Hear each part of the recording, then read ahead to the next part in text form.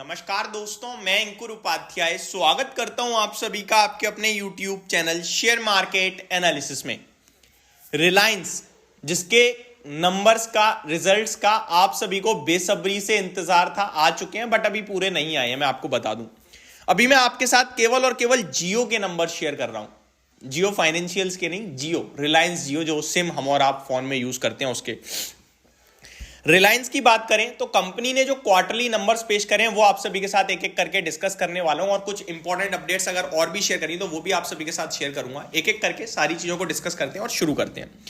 रिलायंस जियो के क्वार्टर 3 के net profit की बात करूं अगर मैं, तो 4638 करोड़ से बढ़कर 5208 करोड़ पे प्रॉफिट आता हुआ दिखाया कंपनी का। तो ये आपके लिए प्रॉफिट की अपडेट हो गई।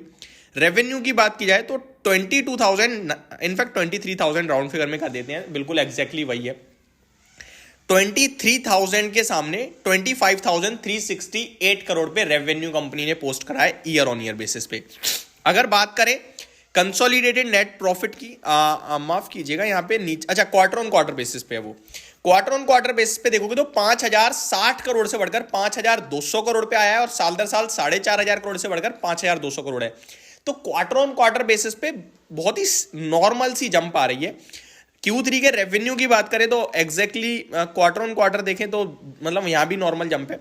मार्जिन्स एग्जैक्टली सिमिलर ही आ गई हैं, 52.3% के सामने 52.3%।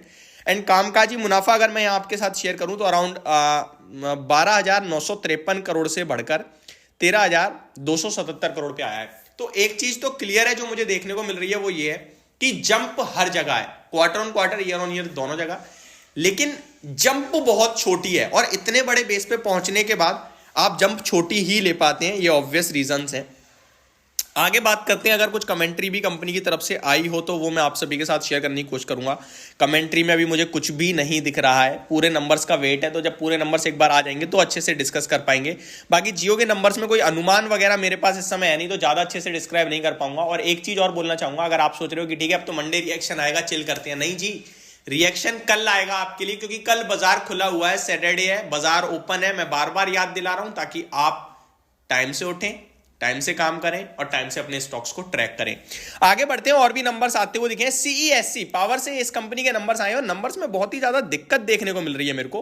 पहले तो मैं आपको as a shareholder congratulations कहना चाहूंगा, क्योंकि भैया कंपनी ने दिया है बहुत ही बढ़िया डिविडेंड, लगभग 3% के करीब का, 4.5 रुपए प्रति शेयर का कंपनी ने डिविडेंड अनाउंस कर दिया है सिंगल क्वार्टर में।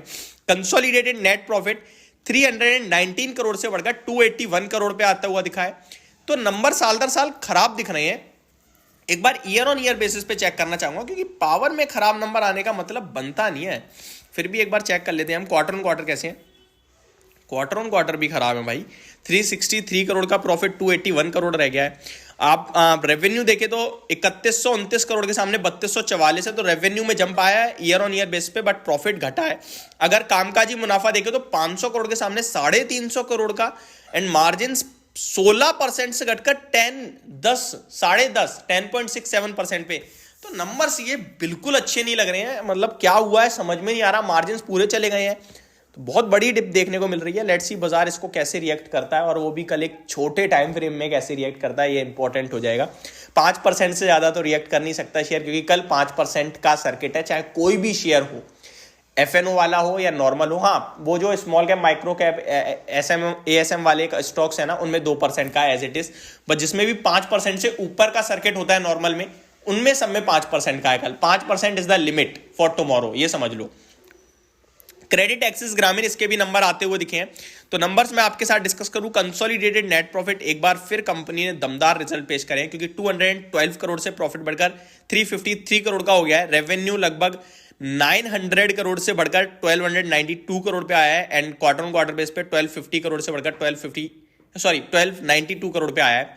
जीएनपीए बढ़ के आ रहे हैं, ये सही नहीं है जी, ये खराब है। इसका मतलब कल बाजार में इसके ऊपर नेगेटिव रिएक्शन आ सकता है। जीएनपीए 0.77% से बढ़कर 0.97% के हो गए हैं, तो खराब।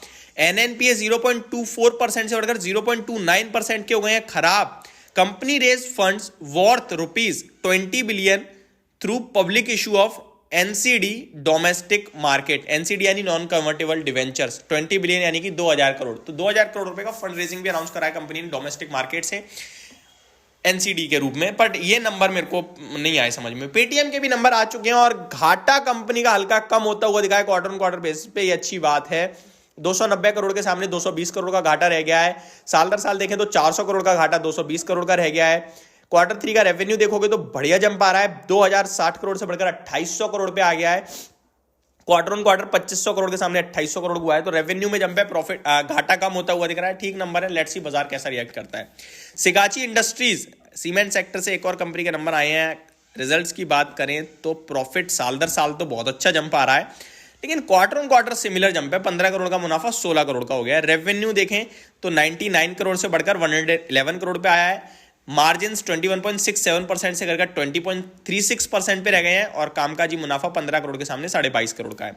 हिंदुस्तान यूनिलीवर के भी नंबर आ चुके हैं, आरबीएल बैंक के भी नंबर आ चुके हैं और भी बहुत सारे नंबर आए हैं जो मैं आप सभी के साथ दिन के दौरान शेयर करूंगा। बने रहिएगा चैनल के साथ। Thank you so much for watching this video. Have a great day guys.